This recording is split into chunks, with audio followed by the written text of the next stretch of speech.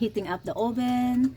We are going to make lasagna, vegetable lasagna. So I'm gonna roast some of these eggplant. And also these are our frozen tomatoes that from the garden. So we're gonna roast this one for our lasagna. So we're gonna make some lasagna today. Gonna put this one in the roast here. Let that go in. And also this one. All right, now we're just gonna let that roast, and we're gonna prepare the rest of the veggies. Guys, our roast tomatoes is almost done. The eggplant's almost done. So now we can start doing our put our sauce. So I have here garlic and ginger, onions, black pepper, oregano, and we're going to use our basil and some kale and some meat for our meat sauce. Okay, our pan is hot. We're gonna put a little bit of oil. I'm using olive oil for this purpose. And then start with the garlic. I'll always like garlic and ginger and onions. Okay, I'm gonna just saute this. And we're gonna use oregano. This is from the garden, guys. We dried this oregano. I'm gonna use that. And just let it smell in my kitchen. So it smells good here. Things are sauteed. And I'm gonna put my, these are kale. So we can have some green leaves on our lasagna sauce. And these are the basil. Okay. So now we're gonna put our tomatoes here. Okay, now we're gonna saute the beef. So we can cook this one. So we're just gonna basically brown the beef before we add the tomatoes. Okay, now we're going to add our roasted tomatoes. So we can make a tomato sauce. We're just gonna boil this one and then we're gonna puree it. So this is our tomato sauce pureed. Now we're going to thicken our sauce. I use flour here. So we're just gonna drop the flours to thicken it. Okay, once it's thickened a little bit, we're just gonna boil for about 1 to 2 minutes. And then we are ready to puree the sauce. And then we're ready to put our veggies together for our lasagna. So this is one here. So I'm gonna add a little bit of, let me try this one. Actually, this is so good. I don't even have to put in some tomato sauce. I bought this, but I don't think I need it, so I'm gonna skip it.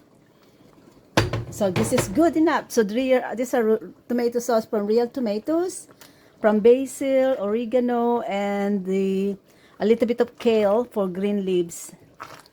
Okay, so now I'm just gonna cool this down, and then I'm ready to puree it. Turn it off. So our tomato sauce is ready, and I changed my mind. I thought I want to puree it, but no, I think this is good enough. And I did not add any tomato sauce here. This is just from the real tomatoes that we planted and harvested and pressed. So now we managed to use it. So this is our lasagna sauce. Now we're gonna put them together. And this is our eggplant. We're gonna put I bought some mushrooms and some red pepper. And now this is our filling for our lasagna. This is from the garden. The snow peas from the garden. We actually have not mixed our pepper. Let's mix our black pepper first. And I also need to taste this one too for the salt, if it's good salt or not. Because we haven't seasoned it with salt yet. Okay, let's see. Actually, it's so good. So I'm happy enough with the sourness, and I'm okay without salt. It has its natural salt from, I don't know, but it tastes like salt. Oh yes, when I roasted the tomatoes and the eggplant, I did put some salt on it. So let's start with let's line up our. These are our line up our squash. We're gonna line up the squash, and we're gonna peel our pan, our stuff here. Then we're gonna add some peelings of our mushrooms, and also mix up some of these peas inside. So I'm just gonna just put this together, and I'll come back to you once we are finished lining up all of our veggies. This will be so nice. Yum.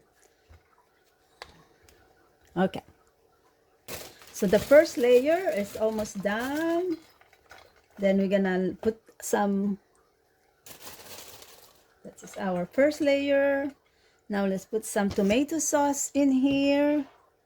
This yummy tomato sauce. I have kale, basil in here, and some meat sauce. It smells good. And I love the feeling of being able to use those frozen tomatoes that we harvested. Okay, now we're ready to do our second layer, which are the eggplants.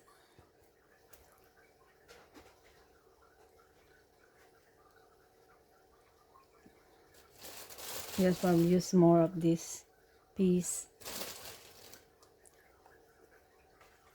We're gonna layer the eggplant.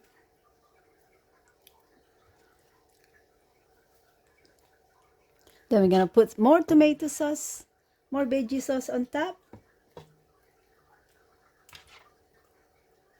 Okay, that is second layer. Okay, that's good. Now we're gonna do our last layer. Last one. So it's beautiful. It smells good as well. We're gonna fill this one up. We're gonna finish all of our, because I already defrost the peas, so we need to use all the peas. It's already defrosted. Okay.